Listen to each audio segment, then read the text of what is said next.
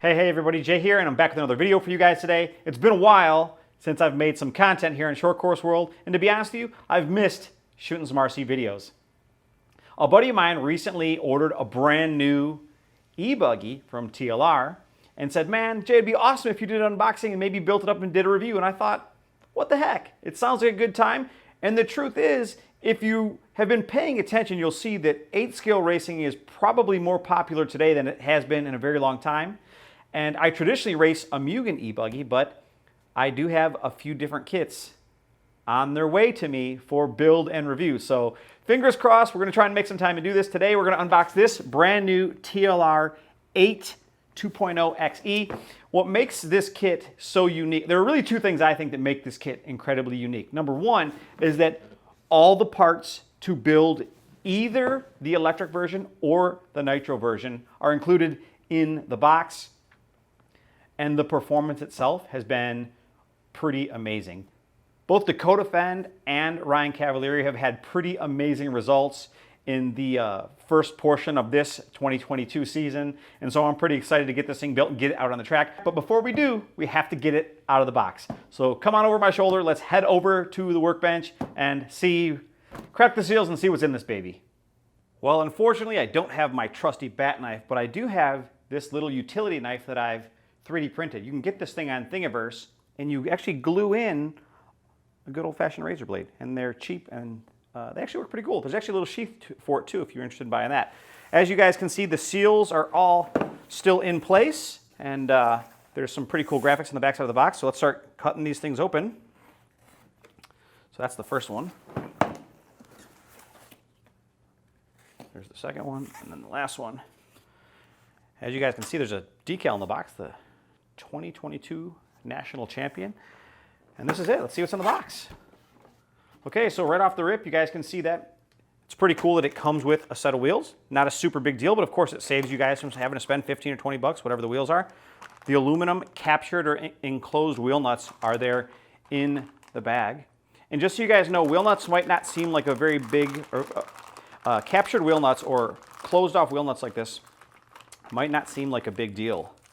But I know that in the old days when I used to race indoor and we would race e-buggy, if you didn't have a captured wheel nut, what could happen is the actual hub of the buggy itself could run into a pipe or like a brick wall or something like that. A lot of tracks use cement barriers.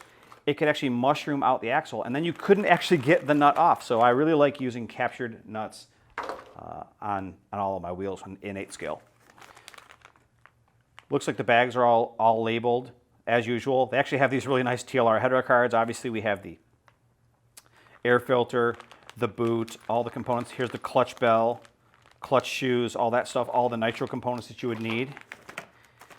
Here we have shocks, O-rings. Looks like there's some tools in there, the shock bodies. It looks like the caps are already threaded on. This is one of the things I've always thought is pretty awesome. Oh my gosh, this is crazy. Check this out. There's actually two bodies in here. Dude, how cool is that?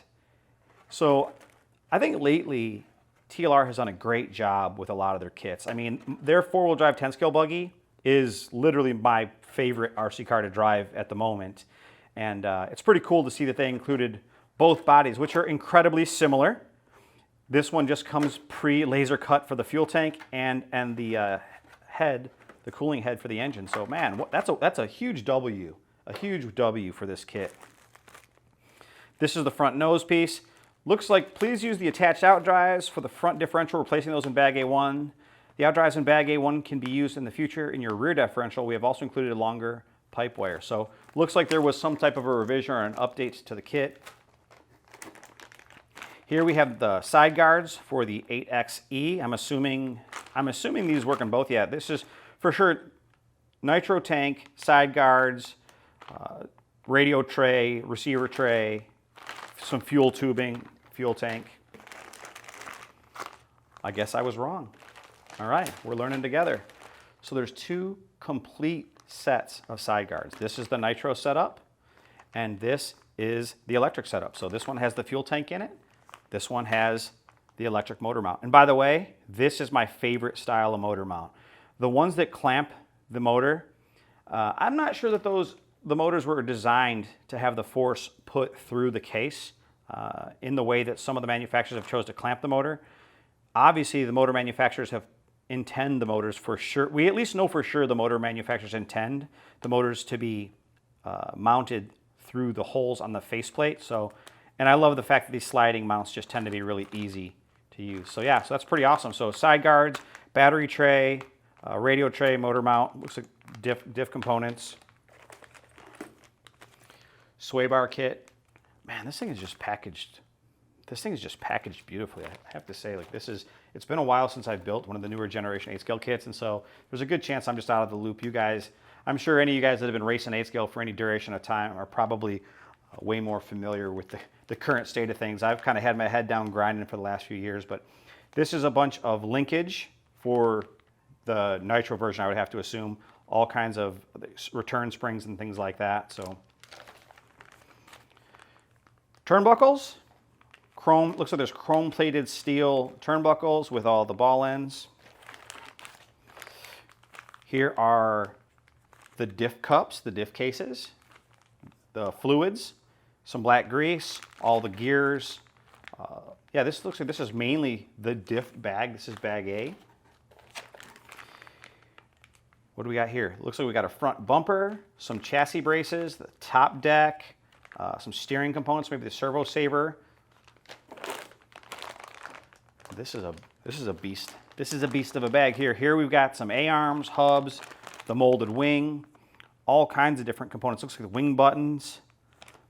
Looks like C and D block. All kinds of stuff in here. Stuff is it's all labeled and packaged up incredibly nice. Again, that's probably like the rear of the buggy, and this is probably the front of the buggy.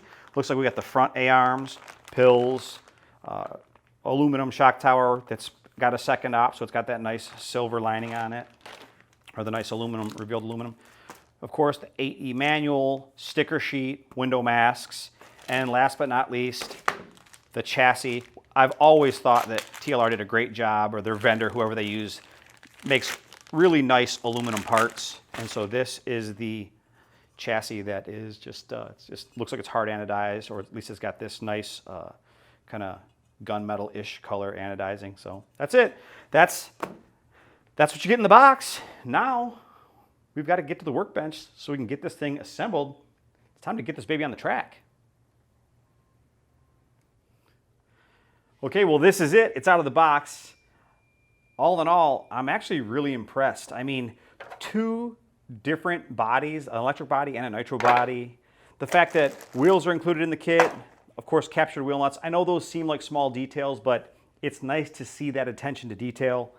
I got caught up there real quick. I didn't realize that they were going to send 2 different entire sets of side guards, one for the electric setup and one for the nitro setup. All in all, I'm encouraged. The performance of the buggy on track over this last 6, 7, 8 months here in the United States, it's obviously already won its first national. The fact that for the price tag, you get the ability to build either a nitro or an electric kit is incredibly unique. I personally feel like that leads the way in the industry. It wouldn't surprise me at all to see more manufacturers jump on that bandwagon here in the future. And all in all, I'm impressed and I'm excited to get it built. So that's that. Thanks for watching. We'll catch you guys in the next one. I have got some wrenching to do.